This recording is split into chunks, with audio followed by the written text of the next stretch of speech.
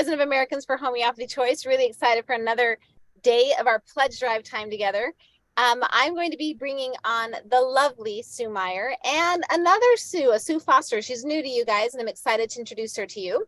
But before we do that, I need to show you our amazing progress. So thankful for all of you guys who have taken up the call to support us. This is our spring pledge.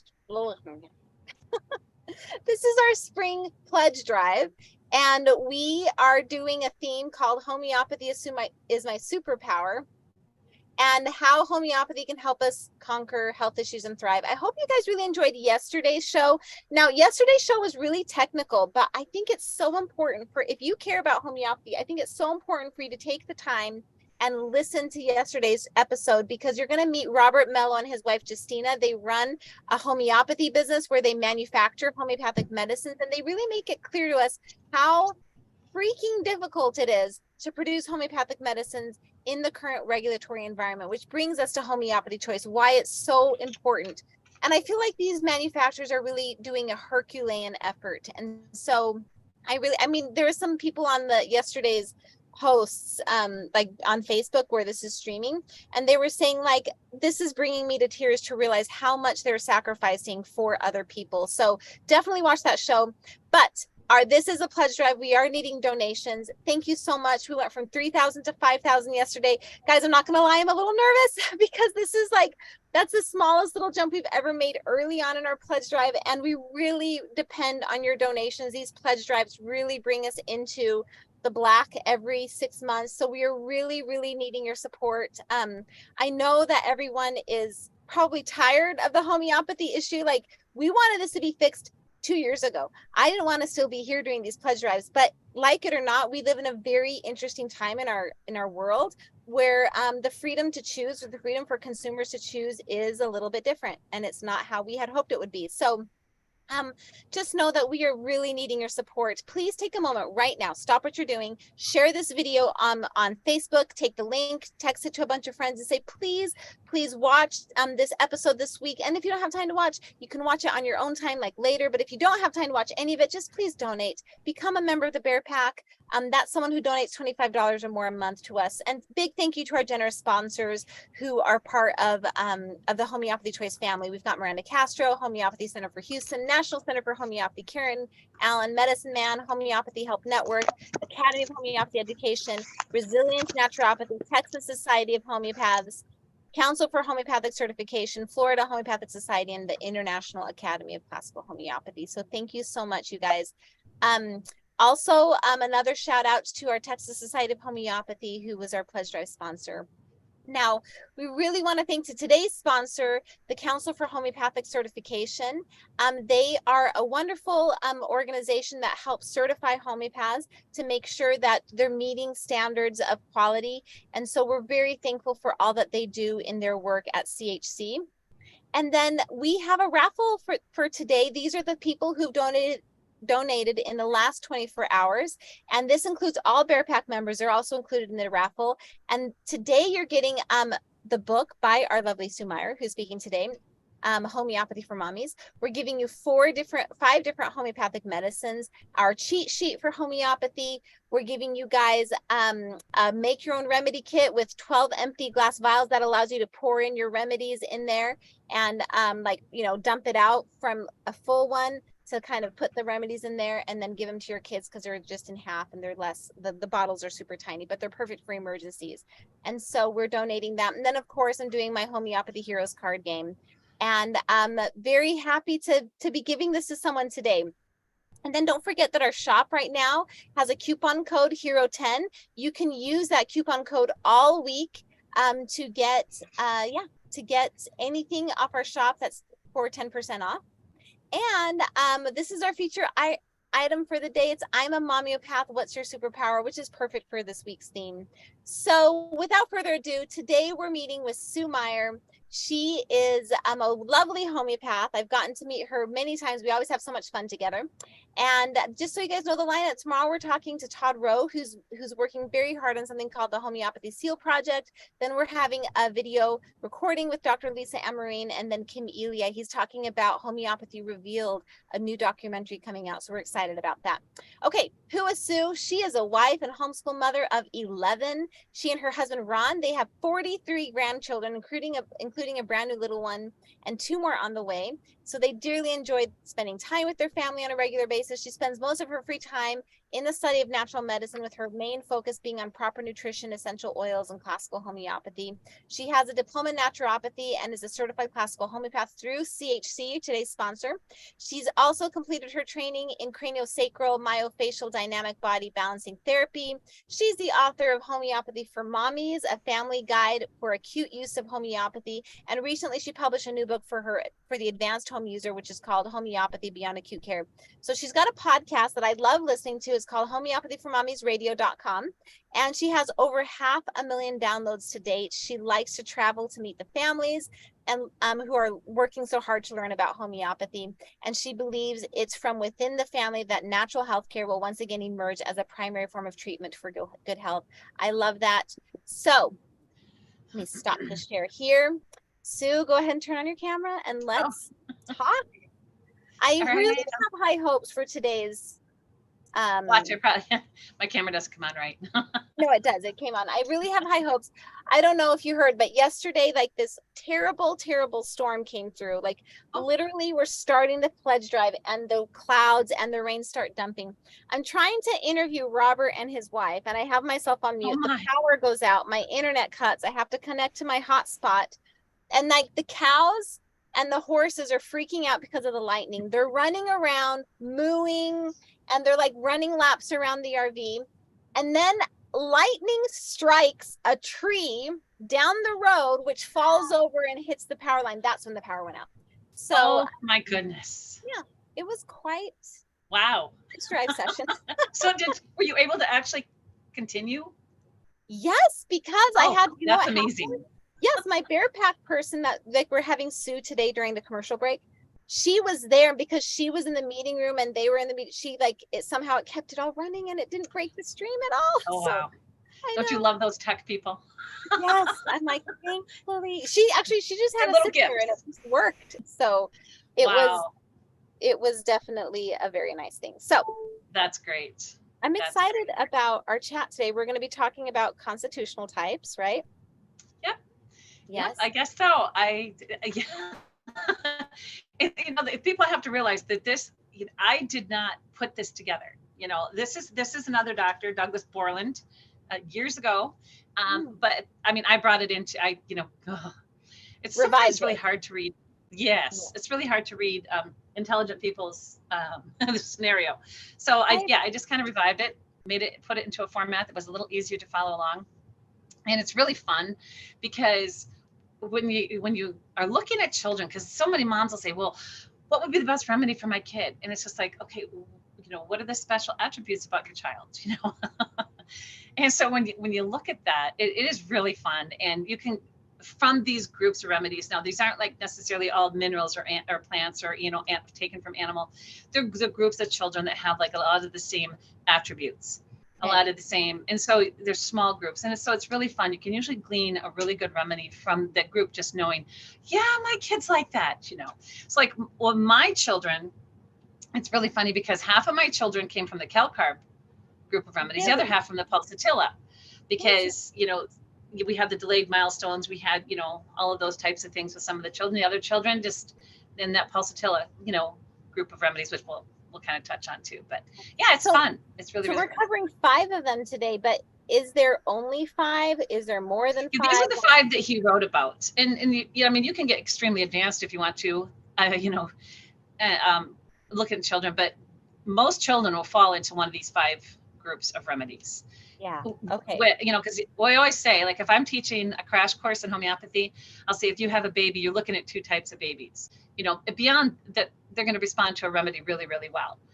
And so one of them is, we always say the Calc baby, or the Pulsatilla baby, or the chamomile baby, and it's going to fix earaches, toothaches, whiny, clingy, nose, runny noses, it's going to, so that's what we do for babies. But it is fun when you really delve into this a little bit deeper. And like I said, some of our notes aren't complete on there, so I'm going to give you a couple other remedies to kind of type in there too that are part of a group that got cut off, because this is, oh my goodness, this is like a mini training that I did. And so Joy, I told Joy, I says, okay, well, it took me so long to put this together. I says, can you just chop it up? So she chopped it up, and some of it got chopped off a little bit more than it should have, I think. But it's still, well, it's hard to get all in there sometimes. And so, and that's it really is. Is this covered in your Beyond Acute Care book, or is this covered elsewhere? Well, no, it's a mini training within our private membership group. Okay. And so it's, it's one of the mini trainings, and I know a lot of people really, really like it, but it's been a lot of fun. It was a really fun mini training. I don't know, I did this 3 years ago. Mm-hmm. So, and it's like in our private membership that, Homeopathy for Mommies, it's the private members corner that, people subscribe, and they're part of our private forum. And then every month we have a mini training, a live Q&A, and we have guest speakers and things like that. So it's really fun.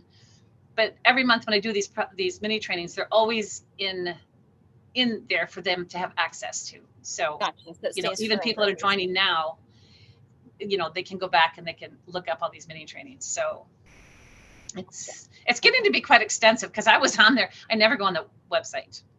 Once I do write a paper or something, I don't usually look at it again.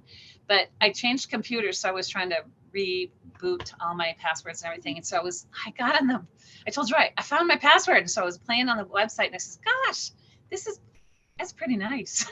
I says, Joy, you've done a great job. Joy's awesome. So, I'm texting her right now because I was asking her a quick question.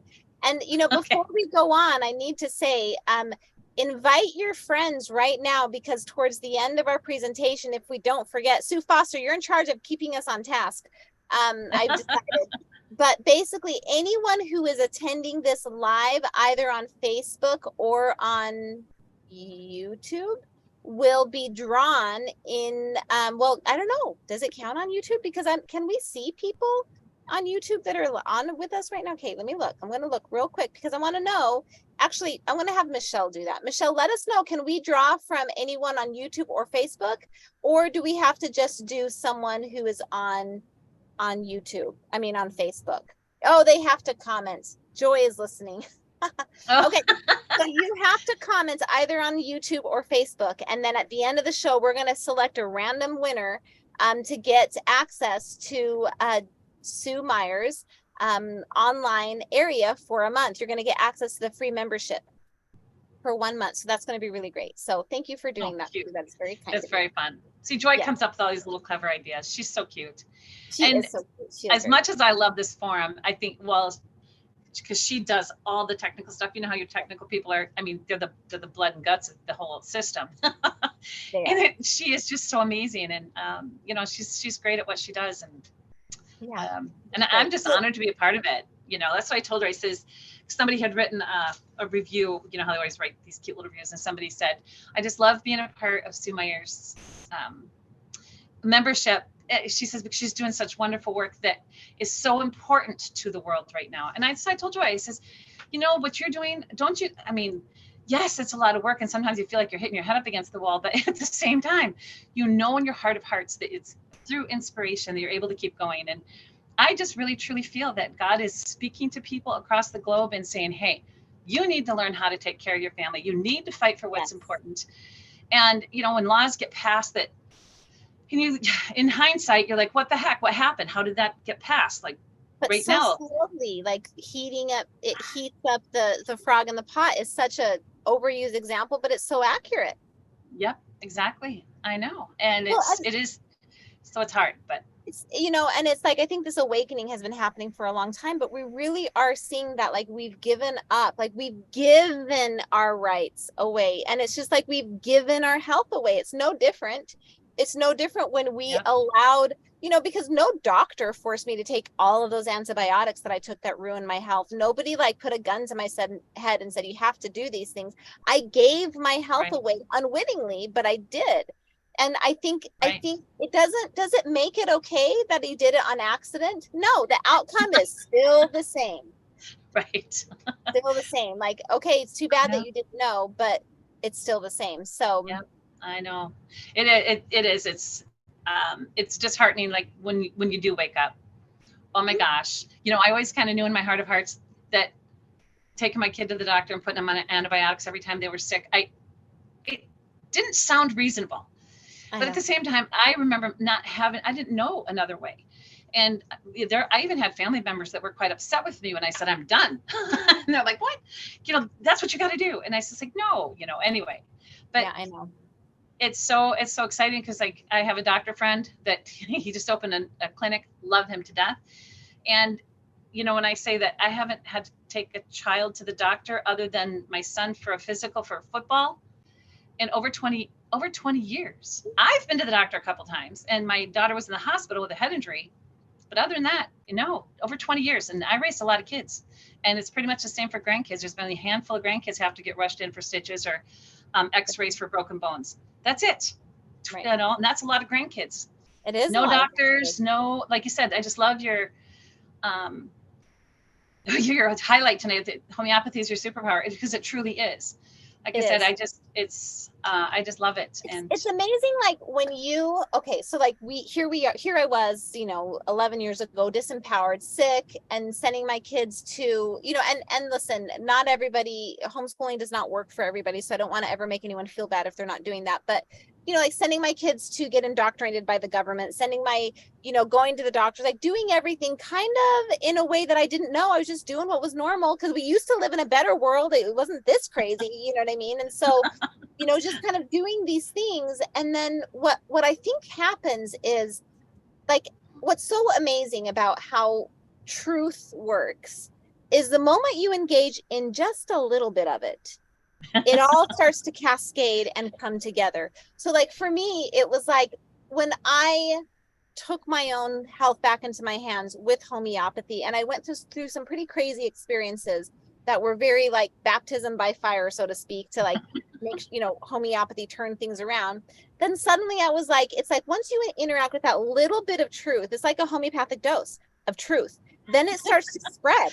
And then suddenly it has this cascade effect where you're like, okay, now I don't know if I feel great about my kid going to school. And like, you know, there was just little things that happened, you know, and actually the year that I pulled my son out was the year that they had that awful, really so sad Sandy Hook shooting. Remember? oh, sure. For that, you know, it was the first time it was done like in elementary schools. And so that I was just like, that was a big turning point for me. And anyways, it was just like, and you don't have to homeschool. I'm not, but for us, it was the correct thing. It went hand in hand for us as well. I will say that it took my husband a year before he would warm up to the idea of us homeschooling. And he never did. He didn't really give me his blessing. He was just like, fine, just do it. You're going to do it anyway. So then I spent my summer, because I was pulling 6 kids out of school and I had 2 toddlers. And so I just spent the whole summer studying, you know, school. And it was that fall that I met one of the homeschool dads who was teaching a history class. He was an English major, but he was teaching history, and he was also a homeopath and a naturopath. And so when he found out I was ill, then he handed me a little remedy. And so like, it was like, I was so determined to homeschool my children once my husband said, fine, do it anyway, because he knew I would just ding him until he finally said yes. So you might as well, you know, Chinese water torture. You might as well just say, do it. Might as well. And like I said, and like, there was no looking back. There was just no looking back at all. There was no looking back. And it is, I mean, and it's just like, you know, when I was in college or whatever, I was a pretty good kid. I remember like, I would be so scared. I would be so scared, Sue, that like, I would walk to my car late at night or whatever. And I'd be like, oh my gosh, am I going to, so I was always like trying to be aware of like my surroundings and stuff. And then I would hear these terrible stories of like some girl got snatched or whatever, you know, just awful stories. And then every time I would read the story, I would read about places where they were at in the first place. And it's not their fault at all, but I would be like, well, I probably would never be getting drunk and that's, you know what I mean? Like in that situation or whatever. And I remember just like realizing when you surround yourself with people who love the truth and who are doing good things, like true medicine that homeopathy is, suddenly like that influences you. And those are the kinds of experiences you're going to start getting, is really amazing, positive, beyond Right. just your health, you know? So yeah, I totally agree. So let's jump into this thing. Oh, wait, we need to talk about the awkward thing first. Oh, what's that? Well, in the mail coming No. right now is your Yeti cup. And here's the thing. This is what happened. Okay, a year ago, we had an event here locally, and Sue came and she left That's her good. Yeti It'll be cup. 2 years come November. It'll be 2 Is years. it 2 years? It's gonna be come November. Oh my gosh, it's terrible. Well, what happened was she left her Yeti coffee mug, and she's like, "Can you find it?" And I was like, "Yes, I'll find it. I'll mail it." So then I didn't, because we moved, and my excuse is that we moved into the RV and we're kind of, you know, shifting things around over here and working on getting onto a larger homestead. So then I was like, so then I made sure to get the Yeti cup into the RV so it wouldn't get packed away. And it's here in the RV. And then what happened is one of my dang kids dropped it. A bunch of the paint shipped off. So I can't bring, so then I was like, I can't bring myself to ship this to her because it's damaged. We've damaged your precious cup. So now you're getting a new one. And I just need to know real quick, pick a color. No, it's happened. It's already ordered. I was going to pick lavender. They don't have brown anymore. You had brown. They don't have brown. And you have to tell who, because this was a gift to you. You have to tell that person, this is not my coffee mug. It's their coffee mug to you. I feel so terrible. You're so cute. You're Is so purple cute. good? You feel good about purple? Because I can switch to yours. Purple's my favorite color. Oh, there you go. It felt very Sue Myers. Okay. Yeah. So now that that's off my plate. You're so funny. Oh my goodness. Oh gosh. I hate going to the post office. So that was already kind of a losing battle. But anyways, okay. Let's talk about Calc Carb. Calc Carb, the roly poly baby. Let's do that. Okay. Calc Carb is a fun. It's probably, well, it's what most babies used to be.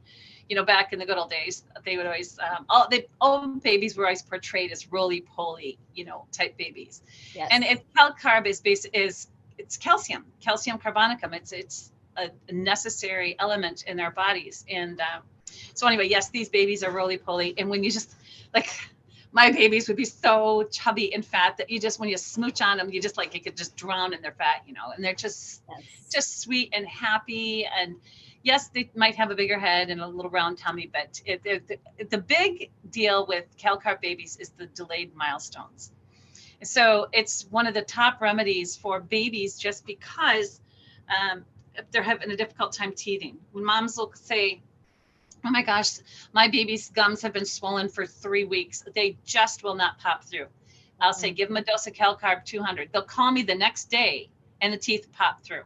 It's so amazing. Because Calc Carb is a very slow remedy, right? And is it almost like those teeth are emerging so slowly, like they're really always delayed?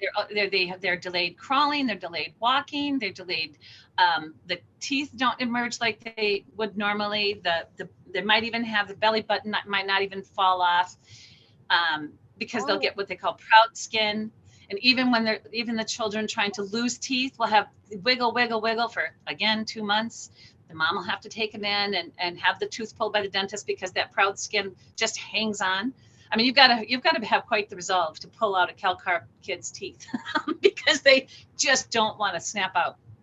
So it's really interesting that way. So by delayed milestones, like I said, and difficult teething, it's really, really interesting.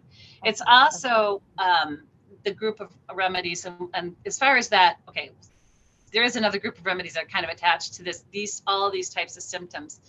But they have a huge digestive issue. Calc Carb babies do. So you have a baby that, say the mommy can't nurse. Usually if a mother can breastfeed her baby, there's not going to be any digestive upset, other than unless mommy eats onions or something that really disagrees with that baby. But for the most part, you know, breastfed babies don't have a problem. So if mom has to put that baby on goat's milk or something, and make sure if you put them on goat's milk, you dilute it in half. Otherwise, you'll have a super fat Calc Carb baby. But anyway, then they might get, you know, constipated or something like that. Or they'll get diarrhea real easy. And it's the, you know, kind of a really smelly type of diarrhea. But they can, you know, if they're constipated, they're usually happy about it. It's just that mother is going crazy because that baby hasn't gone for a couple of days. So it's the remedy to look at if a child is constipated or if they have that sour, pale, offensive, acrid type of diarrhea. Or or even if their bottom just gets really, really sore. A lot of babies that have diaper rash, a dose of Calc-Carb will pull them right. Some of those diaper rashes can be like pretty intense, like almost bloody a little bit with like little blood spots. Yep. Oh, exactly. and like another thing I've noticed about Calc-Carb babies is like when they sleep, they get all sweaty. Exactly. Yep. They're famous for the sweaty head. my Christian, he was my Calc-Carb baby. Of course, I didn't know about this at the time, which is always right. But I know. I look back, if I would have known about this remedy, oh my gosh, I would have been so happy, but I didn't. So, yeah, but I have a lot of Calc-Carb grandbabies, so it's, you know, it's what's not interesting is, well, here's the thing. What's interesting, we work with a classical homeopath, and guess what remedy they finally put my little Christian on? What? Calc-Carb. And I was like, hey, we finally circled back. So maybe because he's been on different, chronic remedies. And I'm like, maybe we've gotten to his little like actual constitution. Maybe we're there now, maybe he's back to being healthy. Maybe. So who knows? We'll see. Time will tell. Yeah. So I love that. So think of the roly-poly baby. That's like one of the first, like, I like to call them threads because you pull on a thread and sometimes it doesn't lead to anything. And other times you pull on it. So like if you see a roly-poly baby with delayed milestones, there's a thread to pull on. And so review the notes. And you guys, if you're not on our email list, you won't be getting the show notes. So be sure you're signed up to our email list, which is just at homeopathy. And on those show notes, they did put other Calc-Carb group of remedies, and they listed them: Calphos, Phosphoricum, Calcil, Silica, and Senicula. But also, if you want to write, there's 3 more that are supposed to be on that list, and one of them is Aethusa, and that's AETHUSA, and then Lycopodium and Causticum. And when I say they're in this group of remedies, because these are all digestive upset remedies. Oh, interesting. And the funny thing is a Calc-Carb baby can very easily move into a Calphos situation. Usually at about the age of 2, a little fat roly-poly Calc-Carb baby can move into that Calphos stage, and then they can start growing really fast. Then they grow like weeds and they thin out. So they're more like a Calphos, and then they can have a lot of growing pains. So because you can see the calcium, the calcium similarities here. And then, of course, or they could just move into the phosphoricum state from the Calphos. And so they can actually evolve depending on what's going on in their life. Or, the thing about nature versus nurture, we're born, with all of our hereditary makeup, but then there's different things in this life that, may move us into a different situation or a different direction. Right. And so like the little baby that throws up a lot would be like an Aethusa baby. I had a grandchild that couldn't keep anything down. Well, I was a lot like that when I was born. Mom took me to the doctor, I guess. I would throw up everything. She breastfed me, but I would keep it down just a few minutes. Like projectile vomiting? Projectile. Yes. Woo. Yes. And so that's really the Aethusa, and that also has, there's, well, you want to get medically technical about it.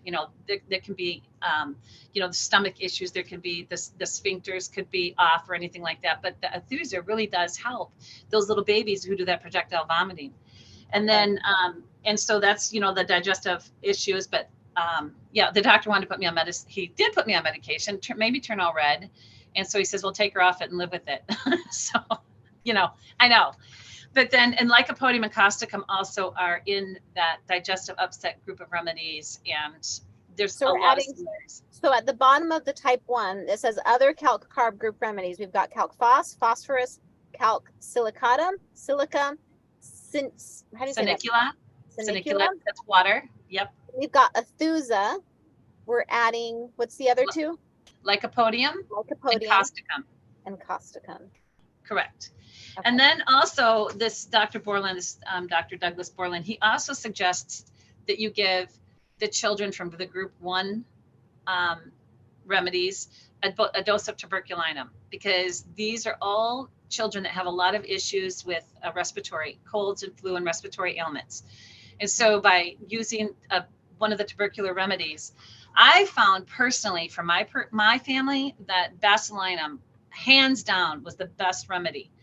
for my children. It just got rid of all their flus, colds, respiratory bronchitis, pneumonias, all of it, just gone. No more yearly flu, no more runny noses, nothing. But each family, again, hereditary disposition, you might want to try tuberculin and bovine or aver, or even influenzinum is a really good one to alternate with the basilinum. So it's really, really interesting how, and you'll just root out those hereditary dispositions and you won't even know you did it. It's just gone. It's like, oh, my kid doesn't get runny noses anymore. Yay. Yeah. Or the flu. But that's a great thing to have. Yeah. Yeah. So, okay. And I tell people, I says, you can get really proficient at this and you can learn about all of these different remedies, but it's nice to have a homeopath that literally will hold your hand while helping you work through this, because it does take a lot of time to explain 15 times to this mother why this is the remedy she wants to give and how it's going to work, because she's not going to remember. And unless she takes excellent notes, she's going to call you again next week. Why was I supposed to give this to little Johnny? And, a patient homeopath will remind her why she's giving it.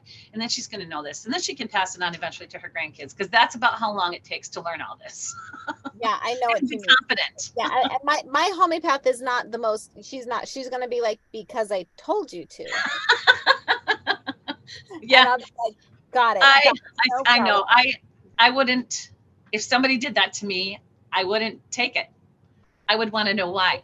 Yeah, I know. But she's like, because I'm a professional homeopath. I mean, what do you mean? She's like so confused. She's like, what do you mean? And I'm like, never mind. I'm just gonna go with it. Yeah. And it always turns out great. No, but I know I understand that though, because as a homeopath, you're busy. You got a lot of clients to take. It's like, I'm not here to only teach you. So anyways, I get it. But it is very helpful to kind of dig into these. So what if let's say this is a situation. Let's say I have a roly-poly baby and he has a lot of these things, but the Calc carb didn't work. Should I just try it first? And then if it doesn't work, then I would dig into all of these other remedies you mentioned. No, I wouldn't do that. If you try Calc carb and it doesn't work,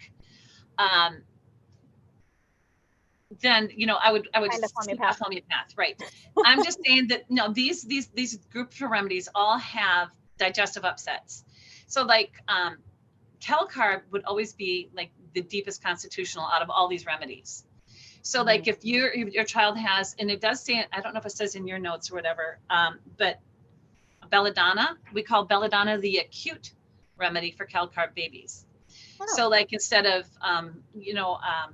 where Pulsatilla or chamomile, you might for earache or whatever, you might give belladonna. If your child is a Calc carb baby, you might give belladonna instead for that high fever, because again, that tubercular, they might get the infections, real easy respiratory infections and things like that. And so belladonna is always a really good remedy for that.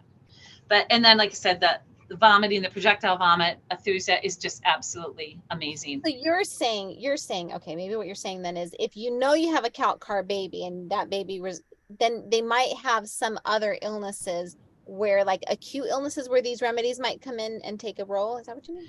Well, right now you're talking constitutionals. Okay. Right. And so like if you would always start with Calc carb. Yes, you could try giving another remedy. Like if your child has a projectile vomit, yes, you could definitely give that baby Athusa in a 30C.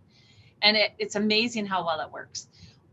Or if your child has a lot of other digestive upsets, like a lot of gas, or their hands are sweaty, or just like look at the lycopodium picture. A lot of infants respond really, really well to lycopodium because they're born with an incomplete digestive system. So a lot of little babies, you'll be born with super snuffy noses. Again, that's respiratory, digestion and respiratory. It's all the mucous membranes of the body. And so that's why these remedies are in this group. Do you see what I'm saying? So lycopodium, I usually give babies a 200 if they're born with the little snuffles. The little baby, you sit to try to nurse and they're going, and they're digging and they're just snotting at their nose and they can't get their, they can't latch on because they can't breathe. Yeah. Lycopodium, oh my gosh, almost, I don't know if I've ever seen it fail for a little baby that has the little snorts, because his nose is like stuffy, but it's not necessarily running. And they take the little blue bulb and they try to clean it all out and they can't get anything. They're still snuffy. Lycopodium, will take care of that. It's an Well, amazing kind of like remedy. you're listing these remedies for us to kind of understand the family of remedies. Right. And you know, because if your kid is a calc carb constitution, then these are good remedies to kind of put in your Right. And you can look at, like I always tell moms, look in the Materia Medica, study these remedies. What are the odd and peculiar things about these remedies? And so, like I said, with Calc carb, by far it's the roly-poly and the sweaty head. It's also the delayed milestones. And it doesn't take too long to figure out, that my baby's got digestive issues. My baby's fat. My baby, I'm looking at this group of remedies. Right. I So. love that. Okay. All right, let's go to the second one. Then we'll take a commercial break and then do the next three. So the next one is Baryta carbs. Did I say that right? Baryta? Yep. Okay. And this is barium. This is, people don't stop to think about the fact that barium is actually a group of remedies, but the Baryta carb, and it's usually, this is again, very delayed milestones, dwarfish, we call it dwarfish, both mentally and physically, or. So a child that's small of stature, or just really delayed mentally, dwarfish. And so, I remember when I put this remedy in my, my first book, I thought, I don't want to put it in there because the picture you conjure up in your mind right away is like someone who has mental, retardation or severely, handicapped that way. And yes, probably Down syndrome children would fall into this category, but that's not the only ones. You have Baryta Mur as well too. You would never guess that child was delayed, but in there, like Baryta Mur, which this is carb, but Baryta Mur might be really small in stature, extremely attached to their mother, but yet they might not have a lot of these other symptoms. But the Baryta carb, yes, you might think of, the like say the Down syndrome, but it's also a super good remedy for older people again. And you'll notice that a lot of times 3-year-olds will act like an 85-year-old might start acting like a 3-year-old again, because, and they're like, honey, help me, or a little kid trying to button their shirt, mommy, help me. And then they have a hard time moving on from that stage. A lot of kids will actually get kind of stuck mentally in that 3-year-old, help me, and they'll stomp their foot and say, help me. Anyway, but, and then so Baryta carb, you're saying so you're saying someone who really is having a hard time, probably has some, could it even work for someone who maybe had loss of oxygen at birth, and that absolutely, yes. So it doesn't matter why. Or they were really sick. We have so many NICU babies. I just think that there's going to be a huge need for this remedy down the road, because things like that don't show up right away. Because like you said, they don't mature mentally like their peers may. Another thing, it's the enlarged abdominal, the larger tummy, and the lordosis. I don't know if you've ever, in my original book, I have a picture of you ever heard the statement, oh, stop lording over me? You know what that means? When they stand and their arms are like out in front of their body, and they just kind of hang, and so they'll stand up, their little tummy hangs out, and they're just standing with almost like a little, it reminds me of a little chimpanzee almost, where right, and that's yes, and that's lordosis, and that actually is it's a stature due to the shape of the spinal column. So it's a real thing. I thought it, lord over me. I thought that was you're a king or a lady or a lord. That's what you think. Lord. No, I know. Yeah. If someone's standing, I can remember when I was a kid, and I remember wondering what they meant by that. And I can remember somebody saying, stop lording over me. I'm like, yes. But that's what it means. It's that lordosis, and that hanging over, because the stature is a little bit forward. Yes. And because of the shape of the spine. Wow. And so, and so that's one of the other physical things that can show up with someone needing the Baryta carb. Kind of like E.T. Kind of like who? E.T. Sure. The little alien, right? I mean, come on. He's got his belly, and he kind of wobbles around. Yeah, there you go. Yes. Good blast from the past there for you. Okay, good. So they do tend to have the tonsil problems. You have the bariums, the Baryta, What like kind of all the tonsil Barytas, like stones on the tonsils? Or are you saying and like hypertrophy, enlarged Mm. tonsils. So yes, they can really glandular. They can have a lot of issues with the tonsils. Gotcha. So it's just something to think about there. And some of the remedies that fall into this category, I think they're all on your. I think these are all on your. We've got here Baryta carb. Yep. The remedies are borax, carbo veg, nat mure, which makes sense because wasn't one of them Baryta mure? Yeah, there's a lot of Baryta mure and Baryta knit, Baryta. There's several, but okay. So nat mure, so that's okay. And then sepia and aurum metallicum. Correct. So, like I said, it's a group of remedies that they'll have a lot of the same symptoms. So. Okay. And it's like I said, it's not, I mean, it's real popular, not Baryta carb so much for children, but like I said, I think in the near future, we're going to be seeing a lot of them, but, okay. You know, so here's a question for you. And this is the question that when I ask a homeopath immediately gives them amnesia because they can't remember. Okay. But do you have like a Baryta carb case you can tell us about that will kind of help me? Because a case really sometimes helps me get a really good picture of, but if you don't. I've only witnessed Baryta carb from a distance. I don't usually take those cases. I've had a couple Baryta myrrh cases. Gotcha. They're very, very fun. Again, very mommy's kids. Very, very, very attached to their mommy, like at the hip. And they're so homesick all the time that they cannot stand to leave home. That's another huge thing about Baryta is barium. You know, it's they're very dependent and they're very attached to their people. Okay. So okay, gotcha.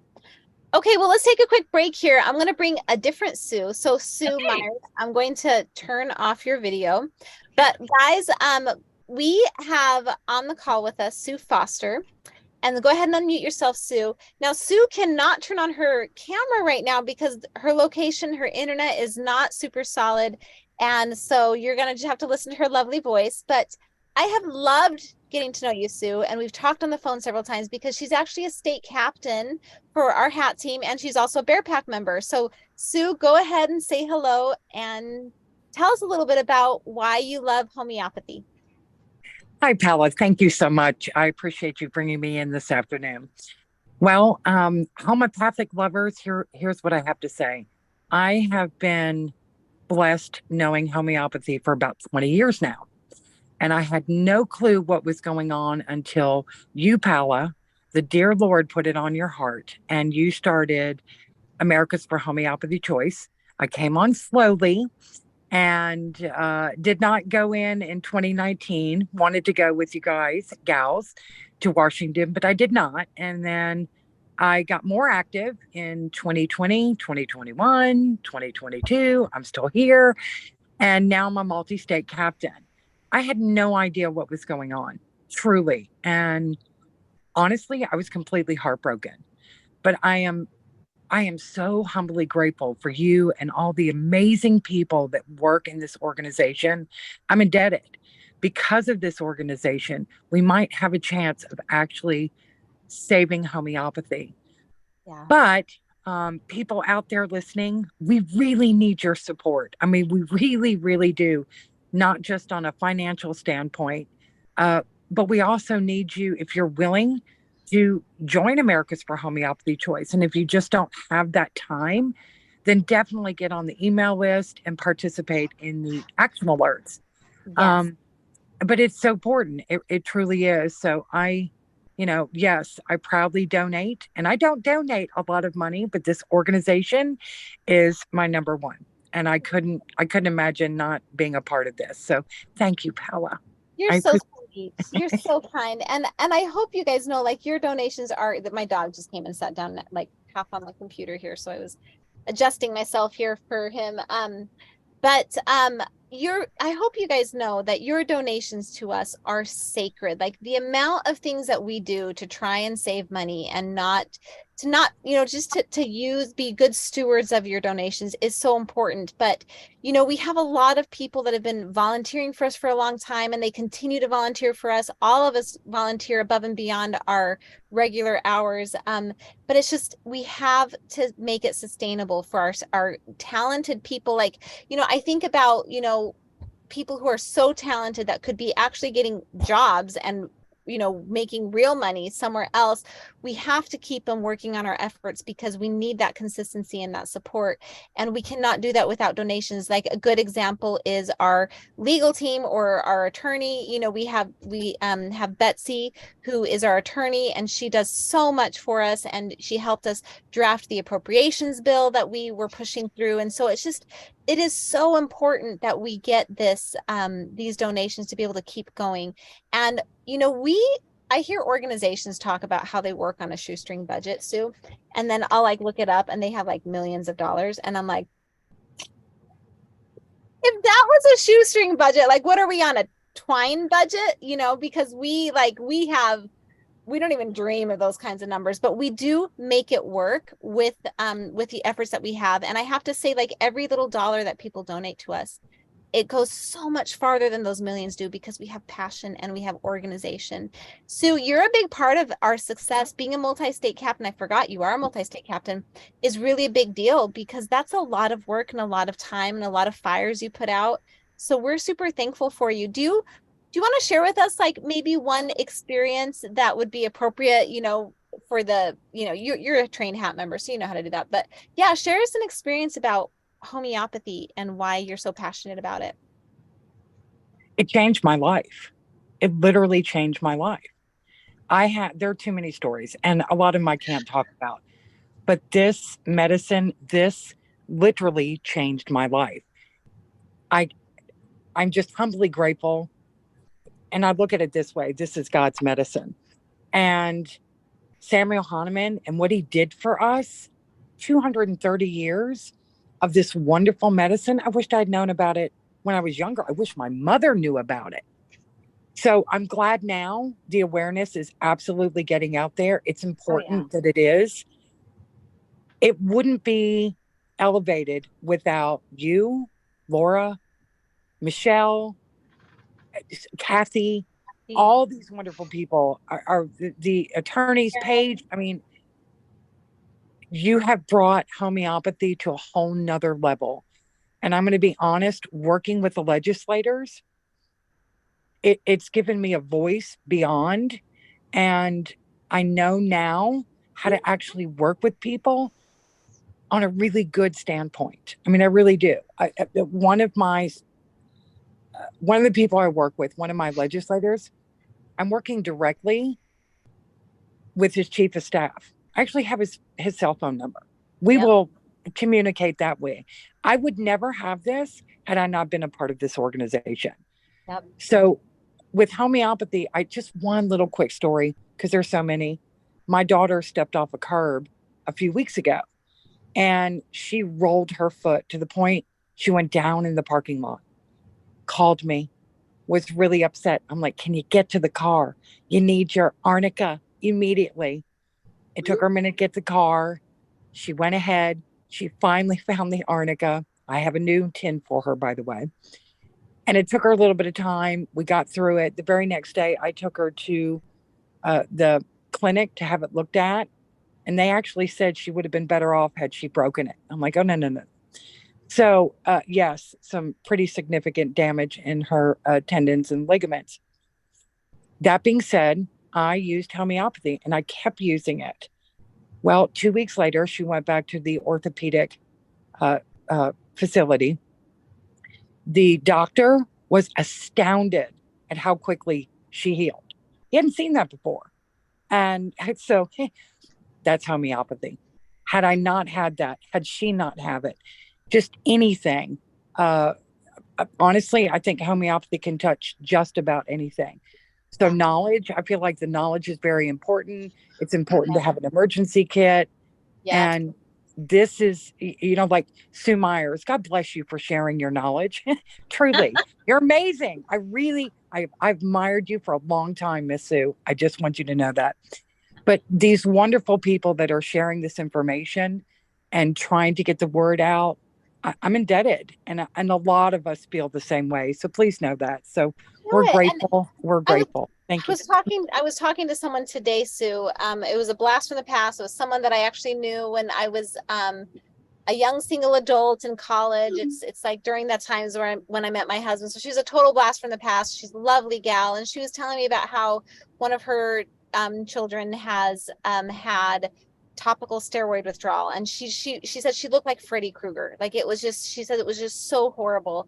And she's, you know, they've gotten past that, but they're still dealing with a lot of gut issues and just how these people are falling apart. So I was talking to her about homeopathy and giving her some good ideas and who to work with. And anyhow, ultimately, it's just people are so sick and they're falling apart and they need help.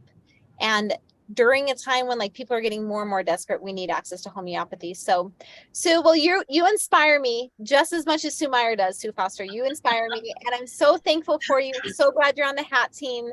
And I'm going to get back to the interview with Sue Meyer, but you are a blessing. Guys, please join the Bear Pack. I am going to share with you guys where we are at on our fundraising goal. As soon as I find it, here we go. Thank you, Paula.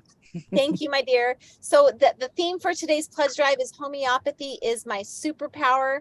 And we're doing an interview with the lovely Sue Meyer. And what we are doing today is we're doing a raffle, and I'm going to announce it at the end of the show. And raffle is going to be Sue Meyer's Homeopathy for Mommy's book. We're going to give you 5 different homeopathic remedies that are shown right here. And then we're also going to be giving you guys my Homeopathy Heroes card game, the printable seasonal allergies, a couple of remedy tins, put your remedies in and to pour some of your remedies in to kind of divide your bottles in half so that you have more than one emergency kit. And then a big announcement. Thank you for being here, Judy Lots. We're so thankful for all your donations and your support. You've won our day two drawing. I thought I was going to do it at the end, but I guess it's right now. And so please message us at bearpack@homeopathychoice.org, and we will give you your prize, and we'll be contacting you too because we have your info. But you know, this is a pledge drive and we're trying to get to the $45,000 goal. I told you guys at the beginning of the show, I'm a little bit nervous because this is like the slowest we've ever been. Like usually by now we're like at 10,000 or whatever. And I'm just a little bit nervous. We really need to get to this goal.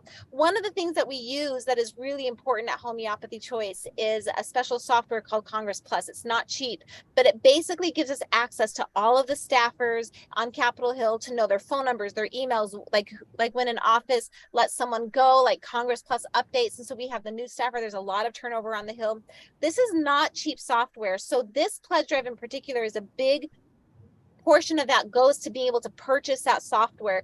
And it's actually pretty cheap compared to other softwares that we do, but a good chunk of what we get in donations here pays for that. And so that's something that we would be crippled if we didn't have that software. So please do consider donating to us and join the team. So if you become a member of the Bear Pack, that means you're donating $25 a month to us, and you will join in our fight for freedom. So you're going to be part of a vibrant homeopathy community. You're going to get exclusive interviews, coupons throughout the year. And we just treat you guys like gold. I've been traveling a lot throughout the United States for different homeschooling conferences for a different project I'm doing. But my point is I've taken time when I've traveled to different cities to meet with a lot of the Bear Pack members that are local and the hat members, because I just love connecting with you guys because you guys really are the heartbeat of our work here. So I'm going to stop the share and I'm going to bring Sue back on. Go ahead and join us, Sue. Turn on your camera. There we go. Okay. Hi. Sue is lovely. She sounds so sweet. She is. I just wanted to reach out and give her a hug. She must sound like she was tearing up. She's she is so grateful. And like I said, it is important. You got to have those wonderful people that are willing to just give of themselves. And they do. You're doing great work, Paula. Like I said, the rest of us, we would have lost homeopathy by now if it had it not been for you. By now, that guidance would have been finalized a long time ago. FDA would have been very emboldened. I do believe that it's because of our pushback that they haven't like full pedal to the metal, gone full throttle on this. They've gone very slow. They are waiting for us to wear out. You know, they have all the money, all the power. They don't care. They can just sit there on their thumbs and wait for us to just peter out and just, you know, croak at the line. And as soon as we do that, then it's gone. And so, yes, it's very, very important that we all find more resolve at this point and just, you know, make more noise. Lots of it. Make lots more noise. So we would really just love for you guys, and share this. Like if you guys are on YouTube or Facebook, stop right now, do a quick share. Actually, Michelle, share it to my Facebook group, the Teach Me Health and Homeopathy group. Like share it in there, because I keep forgetting. I'm always doing this and I forget to do it. So, you know, we would love and be so thankful for your donations. So, all right, let's talk about Graphites. Do you say Graphites or Graphites? Okay, so everybody else pronounce it Graphites. I pronounce it Graphites because it's what pure silicone is what they use. Well, my dad was a big, huge farmer, always doing, you know, work on machinery. And so that, you know, they have actually Graphites in a small bottle. It's this pure carbon, I mean, not silicone, pure carbon. And when they can squeeze it out of the bottle, it's just like this fine powder, but it's silver. And that's pure graphites. It's like the most, it's pure carbon, and it keeps all of the gears running smoothly. Yeah, isn't that what you put inside your lock for your door? Like if your door gets jammed, you're supposed to. Yeah, Probably. They have a little bottle that you squish, and it puffs. Yeah, graphites. That's graphites. So that's why I call it graphites, because that's what I was raised, and my homeopath called it graphites as well. But again, he was probably, you know, I don't think he was a farmer, but anyway. And the funny thing, and so that's the mentality behind a graphites person. And I'll share a really quick story about this remedy. Is when I was leaving, okay, so everybody knows we're closing our store, Paulette. Did I tell you that? We're really sad. No. Yeah. Why? Yes. And the end of July, we're done. The doors are closed forever. Why is that? The community. We're going to keep our online store going. Pardon? Okay. The community must be devastated. Well, that was the newspaper guy that I had to get that article in. I had to proof the article quick before I got on with you. But yeah, it was a really hard decision but you know, it's been blood, sweat, and tears all these years trying to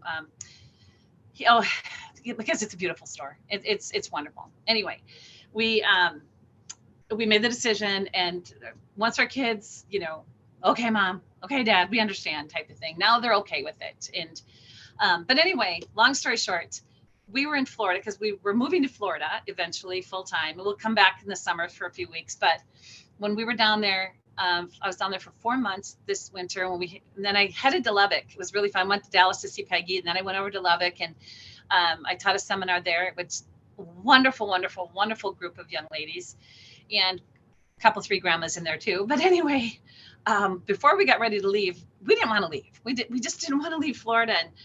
And our dog and our son actually lives there. He takes care of the house while we're gone or whatever. But he was kind of sad that we were going to be leaving. And everybody kind of got ornery for about 2 weeks. We're just kind of like not really snapping at each other, but it wasn't that jovial, you know, happy-go-lucky life that we usually were living. And the poor dog started getting sick. I've always said my golden retriever is like a you know, I always thought she was phosphorus type, but at the same time, I'm like, but she's so deep, you know, she's not on the surface all the time. She gets really deep. And so anyway, she just kept getting mopier and mopier. And then she developed these like sores by her ears. And I says, what the heck? So anyway, I treated her with just, I don't know, some surface thing or whatever, but then it was real. If you look on the Graphites, it's a real huge skin remedy. And the thing about Graphites is that the scabs will get real thick and they'll crack, and then it'll ooze like a honey colored liquid. And so that was what my dog was doing. And I was like, oh my gosh, I wonder if she's not having a hard time trying to keep everybody happy, because that's what Graphites does. They keep everybody in the room happy. They will sacrifice themselves for everyone else in the room or everyone else in the family. And so I started her on Graphites. I could not believe the difference. Oops, sorry. My phone's supposed to be off. I could not believe the difference. Like overnight, my son is like, Mom, what'd you give her? And I says, oddly enough, I gave her Graphites, you know, thinking, I don't know. Anyway, and she healed right up. But, even her temperament, Alex said that when we left, because she stays with him, he said, even her temperament, she's not moping around the house, Mom, missing you guys and acting all weird. He says she's just doing great. So it is amazing how the right remedy will just take care of mental as well as physical. What did the dog have to do with the store closing? Oh, we want to stay in Florida. Oh, We had to come back here to close the store. gotcha. And that's where you are right now. We were kind of sad. Well, first of all, once we made the decision to close the store, we were sad about that. And then everybody kind of got, everybody just, you don't have to get angry for the mood to change in the dynamics of the family, right? Yes. And so the dog was taking all that on herself, and that's what a Graphites person actually will do. I have a friend who's a Graphites friend. Years ago, she came to a graduation party, and she says, and she come walking in like this, and I says, honey, what's the matter? And she goes, oh, I've got this terrible headache. And she goes, and the light is making it worse. And I says, so I says, my other friend, do you have a dose of Graphites? Just give her a 30C. She goes, why? I mean, she had no bad skin or anything. I says, simply because she's a Graphites person, always taking care of everyone else. She went in the house. She wasn't in the house 5 minutes, and she came walking out laughing. She's like, how did you know what remedy to give me? And I says, just because you always care about everybody else. Never care about yourself, just everyone else. So that's the Graphites mentality there too. But like I said, you cannot distinguish that skin. It's like I said, it gets, and the scab will get real thick, and it'll crack, and then it'll actually bleed. And when it gets really, really bad, but for the most part, it's just that oozing, honey-colored. Yeah. I've seen it being recommended for impetigo a lot. Yes. My son had terrible poison ivy rash that I actually thought was impetigo for a long time. And Graphites, I don't think it ended up helping him, but it was a remedy that I read a lot about. Right. So the baby might have lots of skin issues like oozy eczema. The thing about Graphites babies is also, yes, they'll even their skin will actually crack, and they can get that discharge. Especially, I've seen it around the necks and the creases of the arms.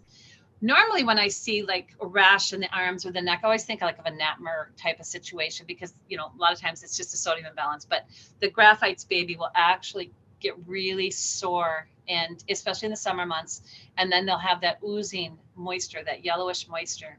It doesn't usually get real thick like say a cold sore will or impetigo, but because it's always being rubbed off. But at the same time, you'll have that yellowish discharge. So yeah, it's really interesting. And then, like I said, but it's the mentality that these babies are, they care about everybody in the room. It's really interesting. Mm-hmm. Mm-hmm.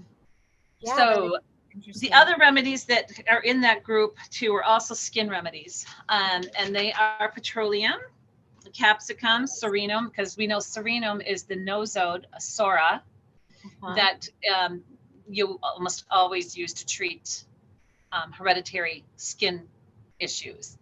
And then also antimonium crude. Antimonium crudum is the remedy we use a lot for warts, excrescences, things like that develop up on the skin, and smelly feet, things like that.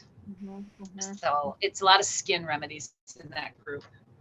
Which is probably a healthy group, a healthy kid, right? Because don't skin usually indicate it's the last, it's like the most superficial, the disease hasn't gone deep. So right. As long as you don't suppress it. If you suppress it, then they are the least healthy of the children. Because once you suppress, once you start suppressing skin issues, and people don't realize this, they're like, oh my gosh. I just did a podcast about colloidal silver. And it's like, okay, fine. It's better than antibiotics because of the way it takes care of the bacteria. But at the same time, it's still a suppressant. And so people can watch that or listen to that podcast. And I learned the hard way. Okay. Just saying, because I lost my resolve. I had sick kids for over a week. I was so exhausted. I could hardly stand at 2:00 in the morning. The last kid in the room was screaming with a headache. And anyway, but that colloidal silver worked amazingly fast. And then he was ill off and on for 5 years. So it was a long haul to get him cleared up from that. That's suppression, right? But as far as the skin issues, when we suppress the skin issues, we drive it inward, and it goes to the lungs. So yeah, you've got to be really, really careful. Then you'll end up with, I've seen burns suppressed with with silver nitrate, go right to the lungs. And then they just call it, you know, of course, doctors have to be able to explain everything away. Oh, now he has, what do they say? Sports induced asthma. I'm like, yeah, right. That's pretty coincidental, you know, but it is hard to clean up. It really is. Once you start moving things inward, it's hard to get it to turn around and come back out. So, yes. So you've got it. Yes. Kids with things on the outside are generally healthier, but they're the ones that scream the loudest, and parents cave. Yes. Isn't that true? Yeah. I'll never forget that I called it the rash of leprosy on my son when he had the poison ivy rash. It was like, I'll text you pictures afterwards. It's like, it's pretty crazy. But we stayed the course, but I did put colloidal silver on it, but it didn't help. Right. It was poison ivy, and it wasn't, because I find, like, I caved. It was horrifying. It was so stressful. I put colloidal silver on it, but it didn't touch it. So then, colloidal silver wouldn't touch like poison ivy. If it's just, exactly. It starts getting infected, right, then it would clear things up topically. I have had people use colloidal silver, you know, for like rash and things like that. But usually, you know, like by the time they tell me about it, I'm like, oh my gosh, just stop that. And it wasn't long term. But when, like Kent wrote about, because like when they used to take tonsils out, then they would cauterize those tonsils with silver nitrate, is what they cauterized it with. And so that's what they still to this day use for burns. When someone is burned, you know, they use the silver nitrate, and that suppresses the oozing, because the burns ooze so tremendously to keep that infection away from the body. When you suppress that with silver nitrate, then you drive it directly inward, and it doesn't take long at all for the symptoms to start showing up in the lungs. So yeah, the lungs. And you just don't want to do that. And, you know, for my son, we thought it was impetigo. So that I wouldn't even tried colloidal silver, because I just thought it was.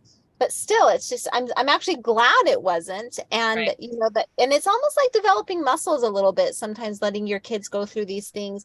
It's like, okay, so my friend, like, while I'm dealing with like leprosy rash, as we call it, my friend sends me this picture. She texts me a picture. She's like, and she just had this like little bump that was red on her forehead.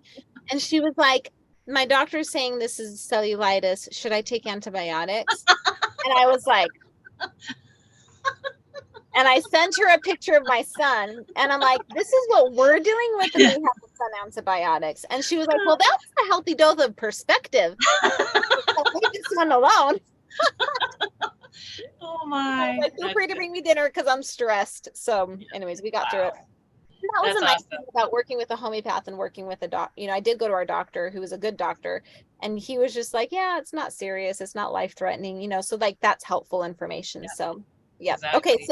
So we had Graphites, and Pulsatilla is the next one. Right. And this is my, well, I have so many Pulsatilla babies that, they're fun babies. They're well, again, and that does explain that there's two different types, but I didn't know that. Some are fine, the finer skin with unstable circulation. And by that, I tell you about, I have granddaughters, and one of my daughters was in that group. And by unstable circulation, it's very true. They have they'll be in the water, like we go swim. We are lake people or ocean people, wherever we're at, we're always at the water. And they can be in the warmest water, and before you know it, they're standing there and they're just shivering and shaking, and their lips will turn this deep dark blue, and then before you know it, they're losing all the color, and it's just like time to get out. But it's just really, really interesting. And then they can even have the unstable circulation. They can even have later in life, varicose veins, things like that. There's a lot to do with the venous system. And then the other type is a little fatter, with a little more color, maybe have a little darker hair, because they tend to be very fair. But then they have the problem with digestion of fats. So they weep all the time. You know, the Pulsatilla baby or the Pulsatilla adult, how many times you'll hear somebody comes in, they start telling you their symptoms, and they're immediately crying, okay? And they can't even finish telling you their symptoms because they just keep crying. And So anyway, that's the Pulsatilla. And I then didn't as think about babies, that. That's true. oh really? Oh my gosh, I mean, it is fun. as a child, I would have thought of that, but when an adult is doing it, like for some reason, I would have disassociated from Pulsatilla, and I shouldn't. Yep. That's great. Oh no, they don't change. and so, but even as a child, you know, they're the sweetest children. They don't cry a lot. They're not demanding. All my kids would sleep really well through the night, and they're like I said, they're not demanding children. They just follow you around quietly. And when they don't feel well, though, they do whine.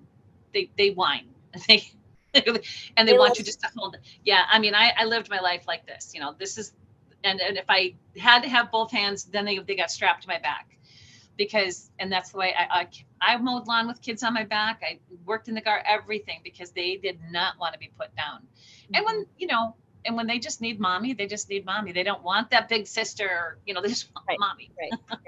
So that's a Pulsatilla baby, and it's very, very, very fun. Yes, they do tend to have a lot of bland discharges, a lot of runny noses, but they're not acrid. They're not going to burn anything. They're, and you know, and they do have the earaches and a lot of mucous membrane type situations. Mm-hmm. But let's see. Oh yeah, another one that's really funny too is the child often lies with his hands above his head. That is really true too. It is very true. Like when they sleep, their hands are up. Because when I started studying this, I had to laugh so hard about that, because that was one of my first symptoms in pregnancy, is I started sleeping like that.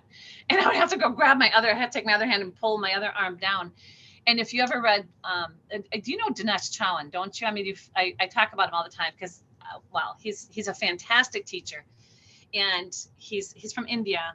He was one of Rajan's students, but he's kind of he's done his own thing now too. Of course, all homeopaths do, but he's written several books, and one of my very, very favorite books was called A Wander with a Little Wonder, that he wrote. And it was how, and when I was actually at seminar, here it is. I was actually at seminar when I bought this book from him, and I ran up to my room. Oops, see it? And I ran up to my room and I read it that night. I came back down to seminar, and I was just like, oh my gosh, thank you for this book. And he said, oh, why? And I said, because I have 11 children, and I have asked the question all these years, why is every pregnancy so different? And he said, you have how many children? Because in India they have like one, you know. But anyway, right. And so I said, yes. I said, this book explains how it's like I said, it's just amazing, but how it explains how the mother will actually mirror her child's attributes. And so after I read that book, I was able to go back and literally figure out my children's constitutions, because I remember how I felt when I was pregnant with them. And there's only a couple of my one of my daughters, I don't remember feeling any different at all, period. But she had some, she did have some health issues when she was born. And so I think that changed her a little bit at birth, but because now she's really, really sweet. She may not have ended up being so sweet had she not had issues, but no, it's really interesting. I love that book. So anyway. So in this book, is he talking about children's constitutional types? Yeah. Well, he talks about, yes, because there's case studies in here of like, and like he says, like if a mother will bring a child in, if they're 18 months or less, he takes the mother's case, her experiences during her pregnancy. And so it's very effective. So you're saying when a child is 18 months or less and the child is having issues, they take the mother's case because they're still kind of constitutionally, constitutionally, because they're still detaching almost. Yep. They're very. That is so cool. It is cool, and like I said, he's a master case taker anyway. He's so good. But cool. Yeah, very fun. So anyway, right. But you do. I could, like I said, I went back and I could my own children, and I was able to figure out a lot of their constitutions just by one of my children. I have had two of my kids' cases taken that were really helpful, because Barbara, my friend and mentor, Barbara Lowry, she just laughs at me. She goes, anyway, and this is what you thought about your son. And I'm like, Yeah. Because as mothers, it is really hard. And it is hard to detach and see it, like, what do they say? See the forest from the trees. So right. And when I was expecting one of the children that she took the case of, I was going through a tremendous amount of stress, changes in my life, and just all sorts of things. And so I wasn't seeing that as part of what he needed, but it really was. And so I took that on myself, but it was really what he needed as well. And so it was really interesting, what comes first, the chicken or the egg type of thing. So right. it was really fun to see that and to have his case taken. That's so awesome. So some other remedies that are in this group, this Pulsatilla group. And again, you have to remember that these are remedies that have a lot of the same types of symptoms. And floric acid, calisulf, abratanum, sulfur, thuia, and bromium. And again, they're going to have, when I say that, they're going to be chili patients. They might have problems digesting fats, skin issues, like the calisulf, the lack of confidence that you would see also in like a Pulsatilla, because Pulsatilla, they do tend to lack confidence, and they're so shy. I can remember one time I had a young lady, and it was an event, a huge event, and this young lady had walked away. She got yelled at by somebody, and she walked away. She had her hand to her ear, and I says, "Honey, what's the matter?" And she goes like this, and the other person says, "Oh, she's just got an earache." I'm like, so I followed her down the hallway, and I said, "Sweetie," I says, "all I have is a 30C." I says, "But would you be willing to take this remedy?" And so anyway, she took the remedy. An hour and a half later, I seen her sitting on the floor playing with children. And I says, "How are you feeling?" She goes, "Oh, fine, thank you." And the earache was just gone. And she was like 18 years old. So it's not just for children, but she was definitely a Pulsatilla type. I mean, oh my gosh, classic. You can probably spot them so well because you have so many of them in your family. Well, it's kind of funny because some people really are classic, and some, like when I do case taking or whatever, it's so fun to get someone that just fits the perfect case. Like if you get a perfect Illumina or a perfect Pulsatilla or a perfect, it's just really, really fun because they'll even say the things that are in the book, hands down. It's really fun. That is really fun. Yes, I love that. So it's florid acidum. Yeah, floric, like floric. Yeah, floric acidum. Sulf. Yeah, abratanum. These are funny words. Sulfur, thuia, bromium. I know my remedies, but you're like kind of throwing some new ones at me. Abratanum. Okay. Abratanum. I just did a podcast about that. I don't know if it's up yet, but I love that remedy. It's very tubercular. But it's like, a lot of people they'll get the flu, and then they just never seem to get over it. And the symptoms just keep moving from one part of the body to another. And that's known as metastasis. We always think of, something metastasizing as cancer only. But that just simply is a word that means it's moving from one part of the body to another. And so abratanum is a famous remedy for symptoms moving from one area to another. And since the big C word, that's, everybody's been having that problem with this. It's like, ever since I had that, I'm not getting better. And so it's a really big remedy for, I think, today's, flu. Right. I got it. Yes, I got it. Very helpful. Okay, I did not know about that remedy at all. Okay, so now we have Arsenicum, which is one of my favorite remedies. It's not my most favorite remedy. I hate to say it, but it's one of my favorites because it's like a powerhouse, this remedy. Yes, it is. And so what kind of a kid is an Arsenicum type kiddo? Well, hypersensitive and nervous. And they can have the night terrors or terrors. They're so easily, and they'll take off running. I actually have an Arsenicum granddaughter. And she's a runner. It's so interesting because you can't even, I'd never been around Arsenicum people in my life. And so anyway, so we get this granddaughter, and she's the light of our lives. She's so precocious and so smart. I could think it was Kent had written, he said, Arsenicum type is one of the most intelligent, of all the constitutionals. And then, but like I said, they're very, very much on edge, very easily scared and frightened. Anything unusual will frighten them. Like I said, if I because she'll come running around the corner, hi grandma, or whatever. But if I come running around the corner and she doesn't see me until I say something, she'll just, she just jumps. That's stressful. But it's not just enough to jump. She'll actually start screaming and she can't calm down right away. It just fully terrorizes her. But like I said, they're really smart and they're fine featured and beautiful. Just always just gorgeous, straight noses, just gorgeous little fine featured children. I know. I have what they used, well, I don't know if you call it wait, my son, he says it's a button nose because if you push it, it like pops.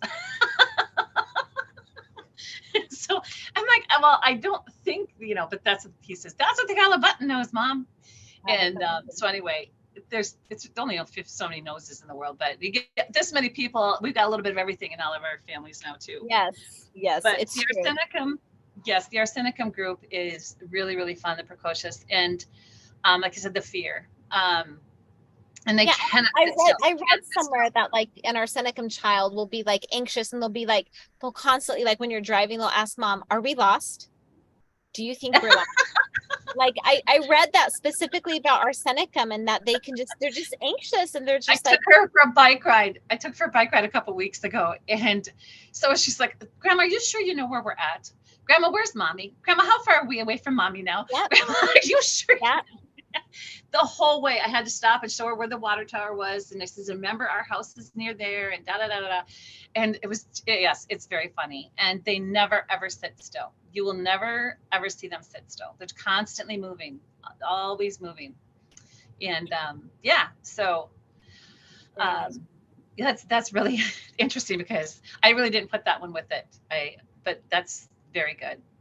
Yeah. I think that's great. And I'm kind of surprised that sulfur isn't one of the 5 constitutional types. Well, it's in with the Pulsatilla. It is in Pulsatilla. Yep, I saw that. Right. But the thing is you're not going to see sulfur would be something that they would gravitate towards because Pulsatilla people, they're not, they're not very, I won't say they're not very dedicated, but they have a hard time being very dedicated to anything. And sulfur is the same way. They can be very intelligent and precocious, but they have a hard time. Like my homeopathists call them the ragged professor because they just never really finish anything, but they're very interested in, like I said, research. And so as far as that mentality of that goes. Yeah. But I kind of, go back. Yeah. Go back to the Pulsatilla here, the remedies with Arsenicum. Mm-hmm. So that isn't even, these remedies aren't listed on your sheet, I don't think, but chamomile and senna and mag carb and ignatia and zincum are in the group of Arsenicum remedies. So you're saying chamomilla. Yep. Senna, like the one that is kind of known for parasites. Yep. Yep. So chamomilla, senna, magnesium carbonicum, mag carb. Okay. Ignatia. And zincum. Zincum metallicum. Yes. Okay. Zincum is one of the most is like super sensitive as well. These are all very sensitive remedies, and like the chamomile, again, when I was saying earlier that when I teach a class, they'll say there's two types of babies. There's the chamomile baby, and the Pulsatilla baby. When they have an earache or they're whiny or clingy or whatever, the Pulsatilla is whiny and clingy. The chamomile baby is the one that's going. They don't want you to hold them.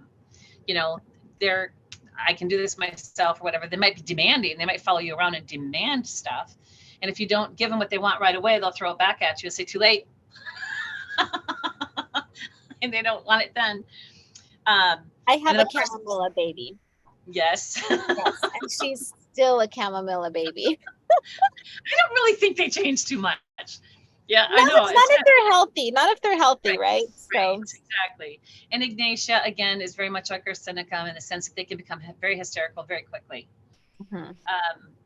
And I do have notes here, like the senna and the mag carb are 2 remedies that are really famous for like the white stools, like when children, mag carb especially, and that's very liver oriented. But I just wanted to throw that out there just because it's good information to have. Because I've actually had moms call me and they'll say, oh my gosh, my kid has white poo. And I'm like, calm down, it's okay. They probably had something to eat that didn't agree with them or, Right. But Mag, carb, or Cena are two really good remedies for that. So Okay, interesting. that I think pretty much wraps it up. Yeah, it's kind of easier with the babies when it has a very physical appearance, like the Baryta carb and the little ET look, and Right. the Calc carb with the chubby, because the Graphites, you're looking for more oozy skin, right? Yes, you are, but at the same time, they have a very distinct personality as well, because they're always smiling. They never are demanding at all. I mean, you know, like the Pulsatilla baby's not really demanding either, but they whine a lot. Yes, and or the Graphites baby, you don't even know they're around. I had a Graphites baby. I kid you not. I'm probably gonna get arrested. I went grocery shopping, and I come home, and I had two babies, and I was expecting again, and I'd had a miscarriage. I was expecting again, and so I went and I put my 9-month-old baby down in the middle of the living room, and I was gonna go get her toys. Okay, she's like, yeah, she's 9 months old. I went to get her toys. Mind you, she still had never rolled over. She could sit up just fine, but she didn't care to go anywhere or do anything. I just put her on the floor, and I went to get toys, got sidetracked, putting groceries away, whatnot, and so forth. An hour and a half later, I hear, and I hear this baby's. You're like, oh. And I went in there, and here she hadn't moved. She was still sitting in the same position. Just, there was a big picture window in front of her. So she might have been watching birds. I don't know, but 9 months old, I can't even imagine that. But she was just such a good baby. That reminds me of my Christian. This is my Calc carb baby, but he was like, you would plop him on the floor with the whole half circle of toys, and he would just go at it, and he would be fine. Yeah. But he didn't have any of the skin issues, so I wouldn't have. Yeah. I wouldn't. Yeah. Well, and the only skin issues that this baby ever had was in the summer. She would get it would peel around her neck, and because she was fat like a Calc carb baby, but she was more solid. She wasn't as soft and roly-poly. That's what Christian was. That's very interesting. So it was really, really interesting. And like I said, she is the peacemaker. As far as like, we think of Magmer, which isn't in here, but we think of that as the peacemaker. But nobody's a peacemaker like Graphites. Oh, that's so sweet. Yeah. You have a Graphites baby. That's funny. But I'm done having babies. Okay, listen, we have to do the drawing for your 1 month membership. And so Michelle is saying pick a number up to 27, between 1 and 27, to select the winner. Between 1 and 27. Yes. Oh golly gee. I have 11 children. How's that? 11. Okay, so we'll do 11. Okay. So I couldn't say 43.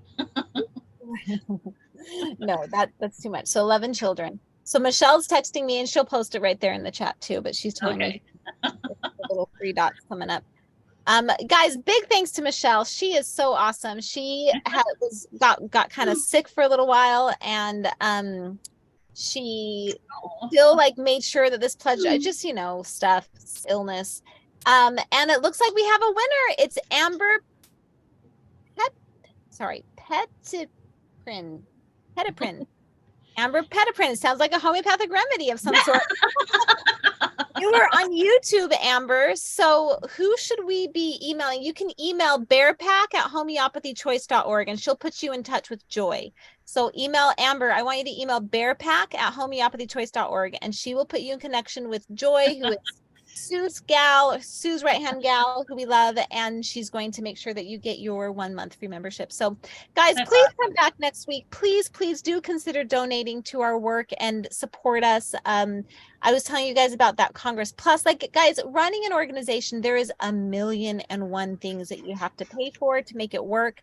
It's not just people, although the people are very important too. And so please consider donating. I really hope we have some better numbers tomorrow. I'm not gonna lie.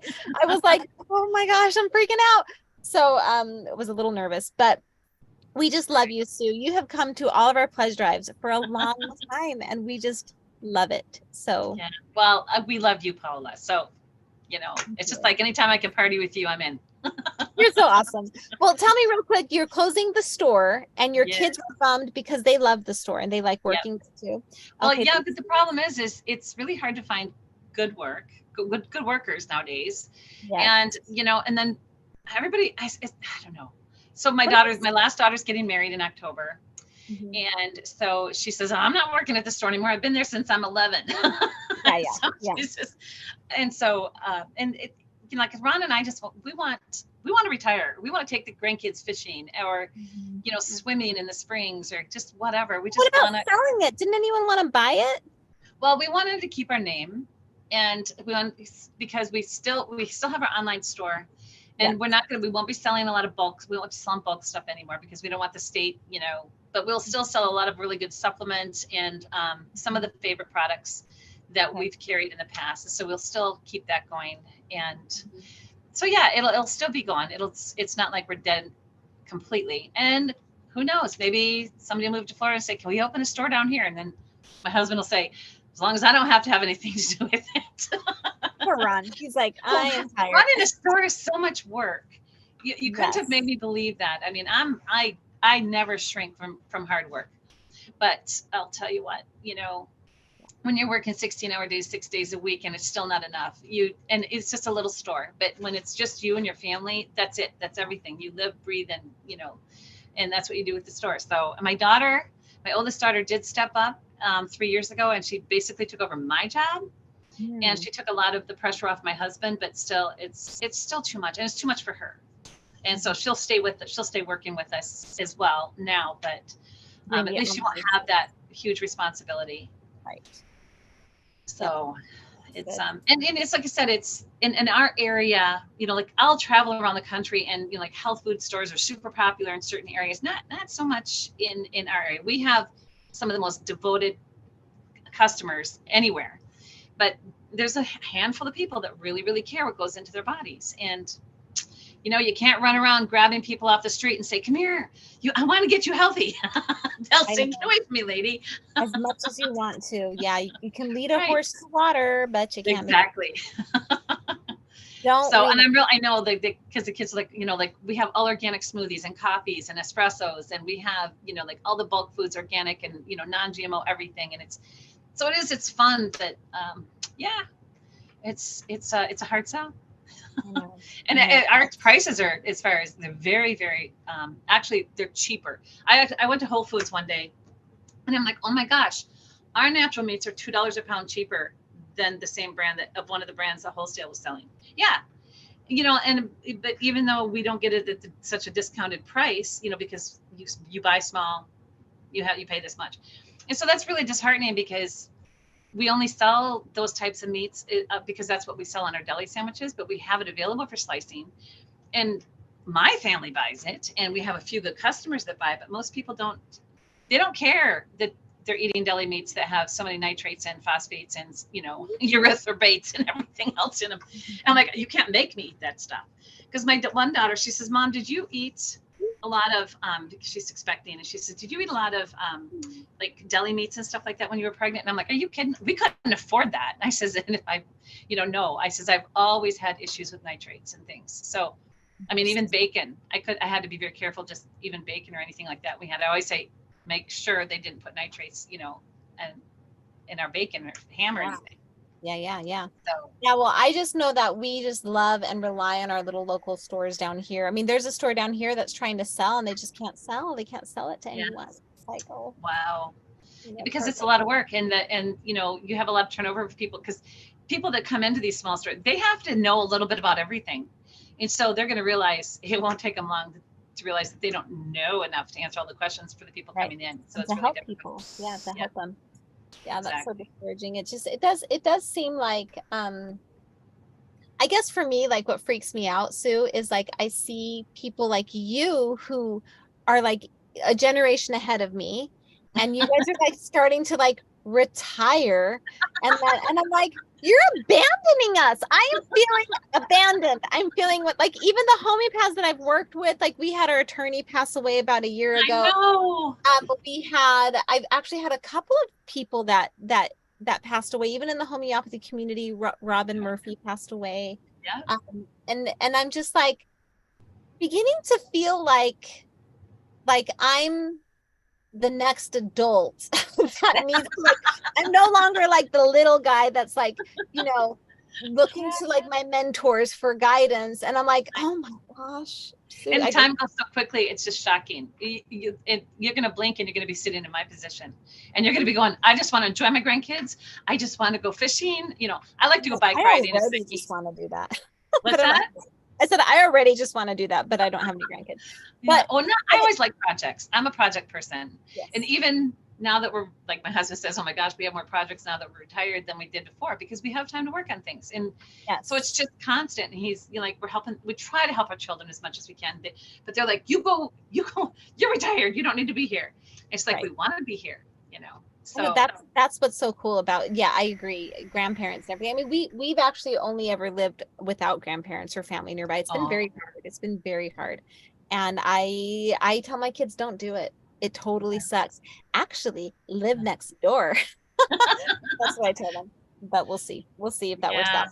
That's well, like my grandparents. Yes, my grandparents were they were so important. And I didn't have grandfathers, but I had both my grandmothers, and they were always a part of our lives. And I just loved them so much, and I relied on them, and I learned so much from them. And so it is important. I want to talk about this real quick. Like, this is something that I've noticed that's been going on in our society, is minimizing the value of this interconnectedness with family. Remember when that situation went around and like it was like Thanksgiving and people were like, you can't come over if you haven't done X and Z medical things. And it really drew a wedge between a lot of families, because some families, remember, were like, well, I'm not going to do those things, and I guess we can't be friends anymore, you know.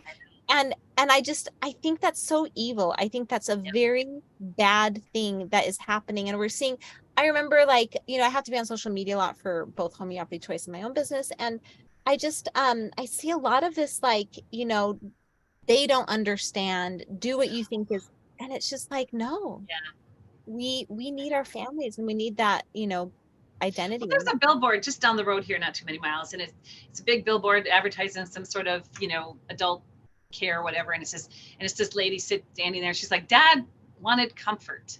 There was the whole billboard. Dad wanted comfort, so they put him away in this retirement home so he can have comfort. And I'm thinking, are you kidding? Do we really ever think any of us are really going to have comfort? No. You're going to get up every single morning. You still have to make your bed every single day, unless you're super hyper rich, and you still have to. Everybody has to work. And you know, even though I want to retire, I don't want to like work in the store all the time. I still want to be helpful to my family. I still want to be able to do things with, you know, and I will say one of our daughters and her husband moved to Florida with their 8 children. And so it's really hard now. Our family's split. We've always been together. But I says, you know, as sad as it makes me that we're not together on like events, because my other son and his wife and their family moved to Australia. My other son got married and he's living in Ohio. And then my other son lives in Florida as well. So yeah, we're all apart. But at the same time, it's really, really fun. For the first time in my grandmahood, I get to spend time with one family at a time. Yeah, that's true, because they're all together usually. Yeah. Yes, that's really fun. So I'm really enjoying that part. I feel kind of selfish, but it's so fun. It is fun. I will say, you know, because we live so far away from family, when they visited us, it was always just us and grandma. Together. And it's like, and my husband's the oldest of 10, so they have a whole bunch of oodles of kids. So yeah, I understand. Yeah. So, and you don't get to know each child individually that way very well. I mean, you know them, of course. You watch them, you observe them. Right. But it's just a little different. There's less distractions, less competing, you know. Yeah, I agree. Exactly. Well, I think it's so important. I think that we're going to really start seeing more and more is, you know, again, being close to family is an important thing, or building your little, you know. There's a joke in our family that, God forbid anything should ever happen to my husband. I always tell the kids, and because both of my grandfathers died before, you know, my grandmothers, and then same with my husband's side of the family. And I says, but if that should ever occur, I says, I want you kids to know that I'm going to do 37 days at each of your houses. I love that. I'll pack my little bag. And I says, that's all you'll have to take care of me. And I says, because that's 11 kids. It's how it divides up. And so then and they all laugh and they're just like, oh my gosh. And I says, okay, fine. The poorest child will get stuck with me because everybody will pay him off. Right. That's hilarious. I love that. That's so great though, to have such a big family. That's the thing. I think it's wonderful. Well, it is fun. Well, very good. Well, Sue, I know you're so busy. I'll let you go, guys. Thank you so much for joining us. Tomorrow, we're going to be talking to Todd Rowe. He is going to be talking about a really important project, the SEAL project. So thanks, everyone. Bye, Sue. Thank you so much. We'll have a good night, and we'll see you guys